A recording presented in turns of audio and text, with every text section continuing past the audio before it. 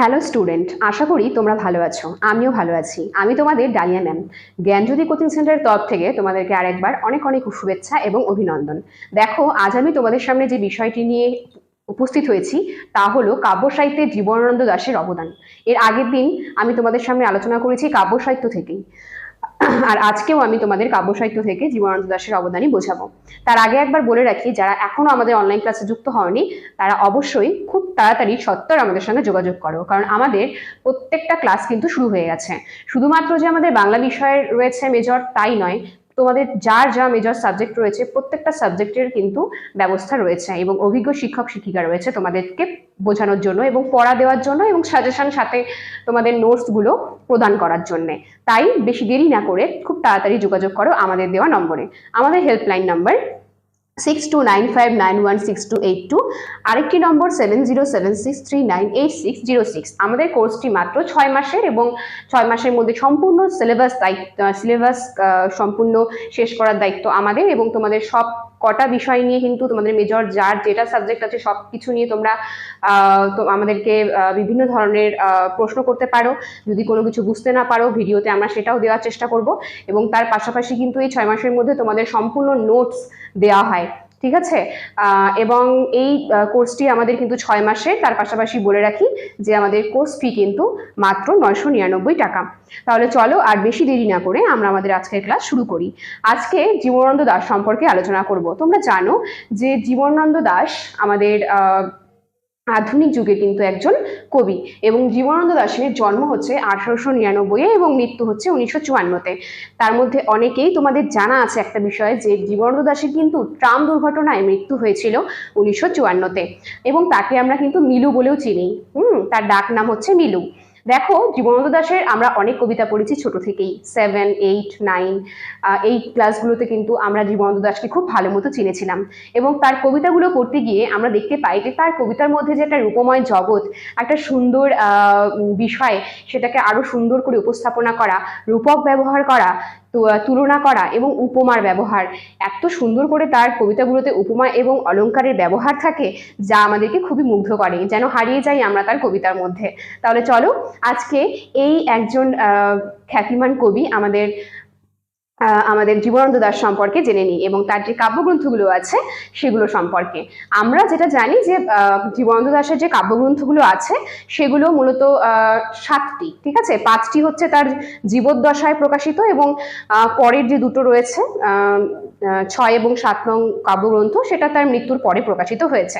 আমরা সব জেনে নিব আজকে, তার যে কাব্যগ্রন্থগুলো আছে সেগুলো, এবং তার প্রকাশকাল, সেগুলো কাকে উৎসর্গ করেছে, এবং এই বিভিন্ন ধরনের যে এই কাব্যগ্রন্থগুলোর মধ্যে যে প্রথম এবং শেষ যে কবিতাগুলো আছে সেগুলো যতটা পেরেছি তোমাদের সামনে উপস্থাপন করার চেষ্টা করছি একেবারে সহজভাবে। চলো তাহলে দেখে নিই। আমি প্রথমেই তোমাদের ডাক নামটা দিয়েছি। জীবনানন্দ দাশের ডাক নাম হচ্ছে মিলু, ঠিক আছে। আর পদবী হচ্ছে দাশগুপ্ত। আমরা তো জীবনানন্দ দাশ বলি, কিন্তু তার পদবী কিন্তু দাশগুপ্ত, এবং তার উপাধি রয়েছে। উপাধি তো প্রচুর, এক একজন তাকে এক এক ভাবে ডাকে।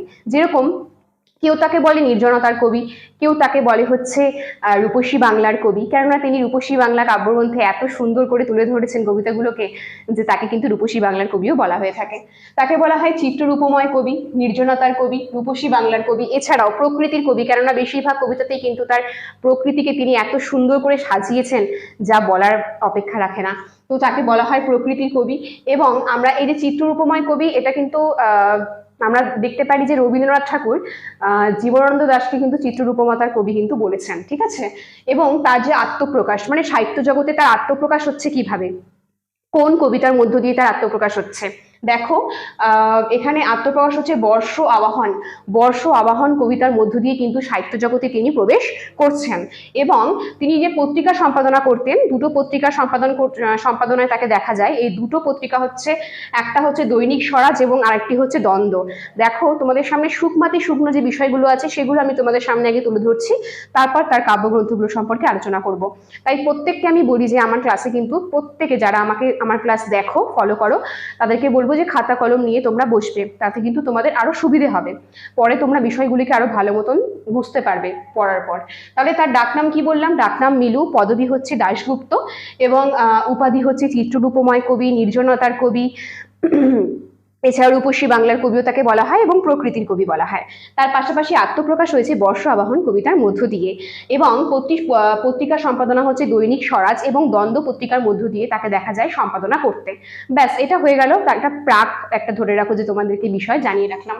এবার দেখো তার যে কাব্যগ্রন্থগুলো আছে, আমি পরপর সাজিয়েছি 7টা কাব্যগ্রন্থ। তার প্রথম কাব্যগ্রন্থ যেটা আছে ঝরাপালক কাব্যগ্রন্থ, খুবই উল্লেখযোগ্য একটা কাব্যগ্রন্থ। তার প্রথম কাব্যগ্রন্থ ঝরাপালক কাব্যগ্রন্থ হচ্ছে 1927 প্রকাশিত হয়েছে, এবং এই 1927 প্রকাশিত হয়েছে যে এই কাব্যগ্রন্থের মধ্যে মোট কটা কবিতা আছে সেটাও জেনে নাও।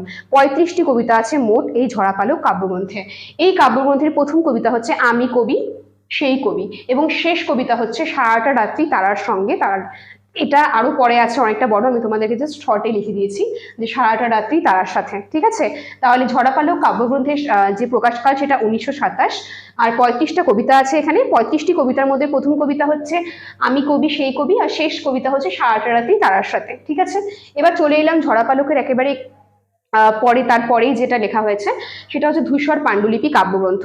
1936 সালে কিন্তু প্রকাশিত হয়েছে এই কাব্যগ্রন্থ। এখানে উৎসর্গ করেছেন ধূসর পাণ্ডুলিপি যে কাব্যগ্রন্থটি রয়েছে, এটি কিন্তু তিনি উৎসর্গ করেছেন বুদ্ধদেব বসুকে, এবং এখানে আছে টোটাল 20টা কবিতা। ধূসর পাণ্ডুলিপির মধ্যে আমি তোমাদেরকে একটা উল্লেখযোগ্য কবিতা বলে দিচ্ছি, সেটা ক্যাম্পে। ঠিক আছে, জীবনানন্দ দাশের ক্যাম্পে কবিতাটি কিন্তু ধূসর পাণ্ডুলিপির একটি কবিতা। 20টি কবিতা আছে, 20টি কবিতার মধ্যে প্রথম কবিতা যেটা আছে এই কাব্যগ্রন্থের ধূসর পাণ্ডুলিপি কাব্যগ্রন্থের প্রথম কবিতা হচ্ছে নির্জন স্বাক্ষর, আর শেষ কবিতা হচ্ছে স্বপ্নের হাতে। এগুলো একটু ভালো মতো দেখে রাখবে। এরপরে দেখো তার একেবারে খুবই খুবই উল্লেখযোগ্য একটা কাব্যগ্রন্থ, সেটা হচ্ছে বনলতা সেন। তোমরা আগেও পরিচিত হয়েছো এই কাব্যের সঙ্গে। বনলতা সেন, এটার প্রকাশকাল হচ্ছে আমাদের 1942-এ, এবং প্রথম কবিতা হচ্ছে বনলতা সেন। বনলতা সেন কাব্যগ্রন্থের প্রথম কবিতাই বনলতা সেন, এবং শেষ হচ্ছে পথহাঁটা। ঠিক আছে, এবং এরপরেই দেখো আমি তোমাদেরকে এরপরের যে কাব্যগ্রন্থটা আছে সেটা মহাপৃথিবী নাম।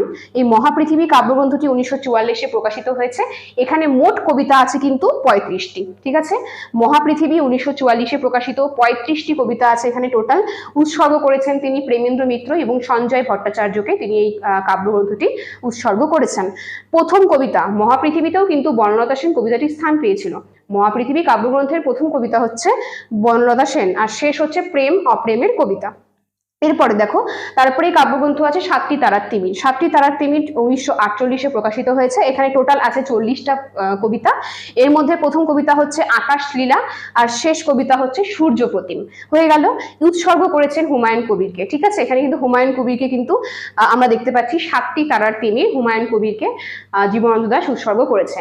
এই যে দেখো আমরা যে 5টা পড়লাম কাব্যগ্রন্থ, ঝরাপালক, ধূসর পাণ্ডুলিপি, বনলতা সেন, আর হচ্ছে এদিকে মহাপৃথিবী, আর 7টি তারার তিমির, এই 5টা কিন্তু জীবনানন্দ দাশের জীবদ্দশায় প্রকাশিত হয়েছিল এই কাব্যগ্রন্থগুলো। ঠিক আছে, আর আমি এখন যে দুটো কাব্যগ্রন্থ তোমাদের সামনে আলোচনা করব সেই দুটো তার মৃত্যুর পর প্রকাশিত হয়েছে।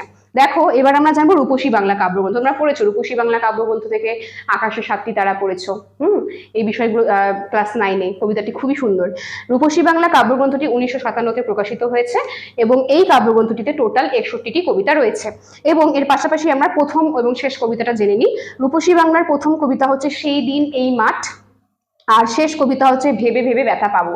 ব্যাস হয়ে গেল। এবার বেলা অবেলা কালবেলা। বেলা অবেলা কালবেলা 1961-তে প্রকাশিত হয়েছে, এবং এই বেলা অবেলা কালবেলা কাব্যগ্রন্থের প্রথম কবিতা হচ্ছে মাঘ সংক্রান্তির রাতে, আর শেষ কবিতা হচ্ছে হে হৃদয়।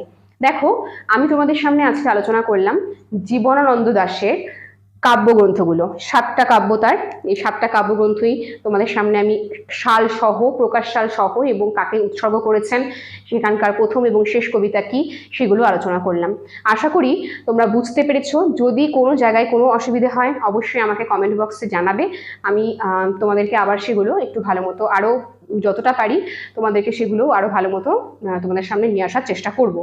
দেখো সহজভাবে এর থেকে সহজ আশা করি হয় না। আমি যতটা সহজ করে তোমাদেরকে তুলে ধরলাম পরপর কাব্যগুলো, এক্ষেত্রে মানে মনে রাখাটা খুব সহজ, আমি যেভাবে তোমাদের বোঝালাম। তাহলে দেখো আমি আজকে তোমাদের জীবনানন্দ দাশ বোঝালাম। তোমরা এরপরে আমি আবার ক্লাস নিয়ে আসবো নাট্য সাহিত্য থেকে, পর পর ক্লাসগুলোতে থাকবে। এবং আমার ক্লাস যদি তোমাদের ভালো লেগে থাকে অবশ্যই লাইক কমেন্ট শেয়ার করে আমাদের চ্যানেলের পাশে থাকবে। আমাদের চ্যানেলটি অবশ্যই সাবস্ক্রাইব করে ফেলো যারা এখনো করনি, সবার প্রথমে নোটিফিকেশন পেতে। এবং যারা এখনো ভাবছো যে হ্যাঁ আমাদের ক্লাসে জয়েন হবে কিন্তু হওনি, তারা বেশি সময় নষ্ট না করে আমাদের দেওয়া হেল্পলাইন নম্বরে কিন্তু যোগাযোগ করো। আমি আরেকবার বলে দিচ্ছি, আমাদের হেল্পলাইন নাম্বার 6295916282, আরেকটি নম্বর 7076398606। কোর্স ফি কিন্তু মাত্র 999 টাকা এবং কোর্স ডিউরেশন মাত্র 6 মাসের। তাহলে চলো আজ এই অবধি, ধন্যবাদ।